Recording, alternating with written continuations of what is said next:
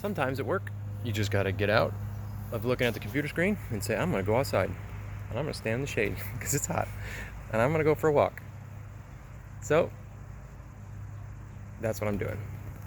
I'm super frustrated because I made an offer for friends. The first time, I've been looking forward to this for a decade, of like the friends that I helped get into their first home when we were all in our 20s and I was young and dumb.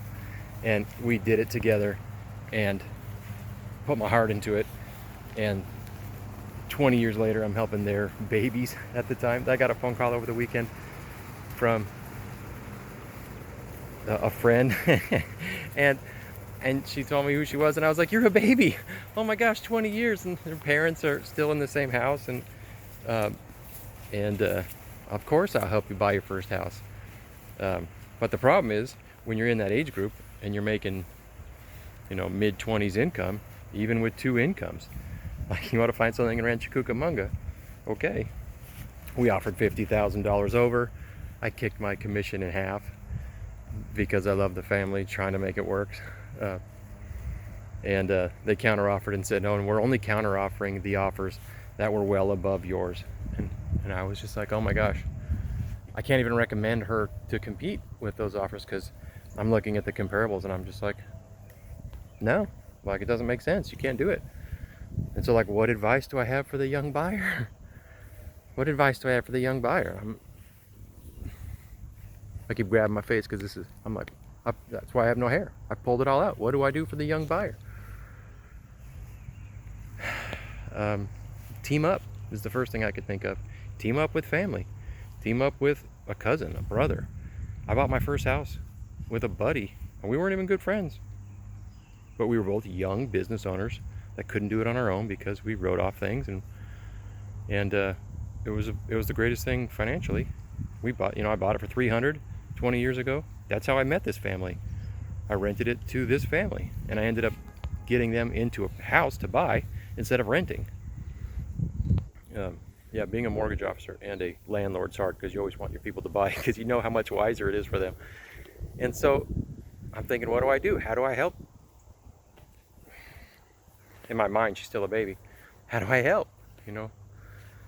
I'm like, they were like, what do we do after we make the offer? What's the next step, Nick? I'm like, the next step is pray. And they weren't very receptive to that. I was like, all right, I'll do that for you. The next step, consider Idaho. And, got a bug on me.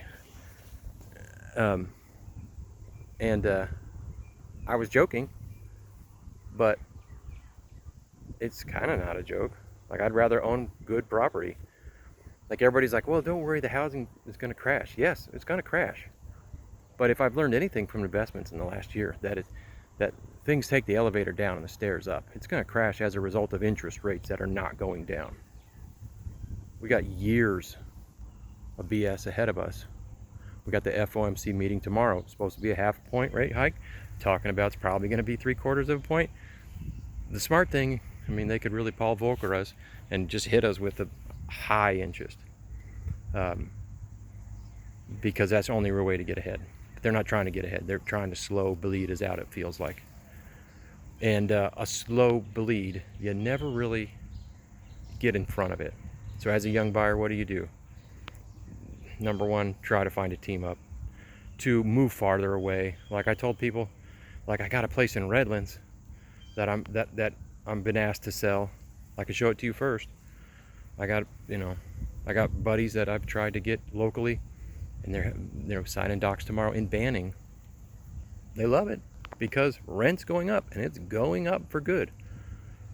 Rates might come down in the future, but you're talking about, we've had a cycle of rates going down since I bought these people the first time 20 years ago.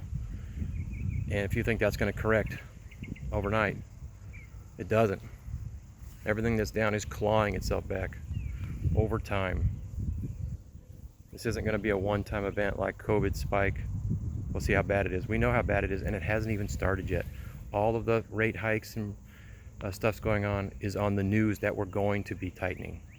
It hasn't even started. Layoffs and everything is rolling forward.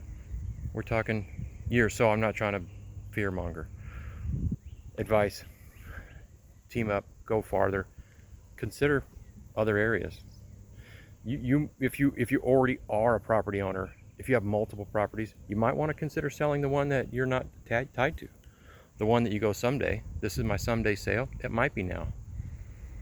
You might have a property that is a regular awesome property that you may say, you know what, I'm gonna take that and I'm gonna go, I'm gonna take the equity and do something crazy awesome.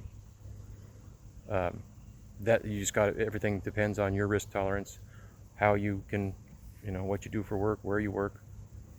You could get to a spot where you say, you know what, I got to do this sooner than later because of what's ahead of us.